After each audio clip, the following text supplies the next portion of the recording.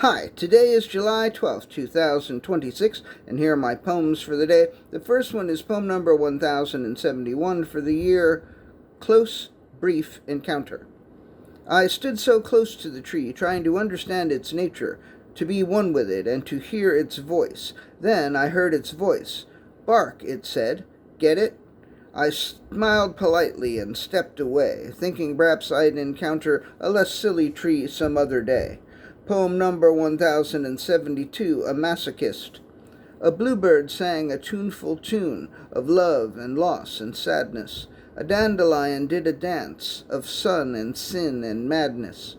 A sadist whipped a studded whip of care and lust and badness, while a masochist screamed a scream of pain and joy and gladness. Poem number 1073, When People Put Periods. I hate it when people put periods after every word for emphasis. I think it's so fucking stupid. If I ever do this again, you can slap me. Actually, if I like you, you can slap me anyway. Sometimes I like to be slapped, if it's by someone I like. See how goddamn motherfucking stupid this is? I ought to slap myself right now. If I liked myself more, I probably would. Poem number 1074, Obsolescence. The other day I had a wide-ranging conversation with a woman in her early 20s, and I mentioned one of A.R. Ammons's poems, book-length poems. I explained to her that it had been written over the course of a little over a month on a roll of adding machine tape. She didn't know what adding machine tape was.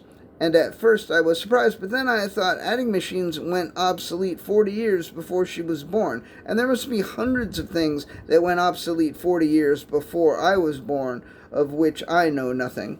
Poem number 1075, When the Woman.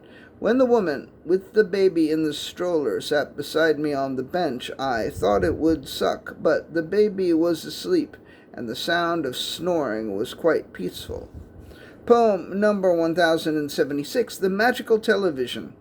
It was a truly magical television. It only showed the finest programs. Its picture was brilliant and beautiful. Its sound was like no other television ever. It never showed commercials except for the super entertaining ones, and when it was turned off, it magically turned into a perfect reproduction of a magnificent oil painting by one of the great Renaissance geniuses. And perhaps best of all, it never sprouted wings and flew out the window and communed with the birds and soared above the clouds. Although if it did those things, it would still be a magical television. It would just be a different kind of magical television. And the last poem of the day, poem number 1077, Seven Lawyer Cake.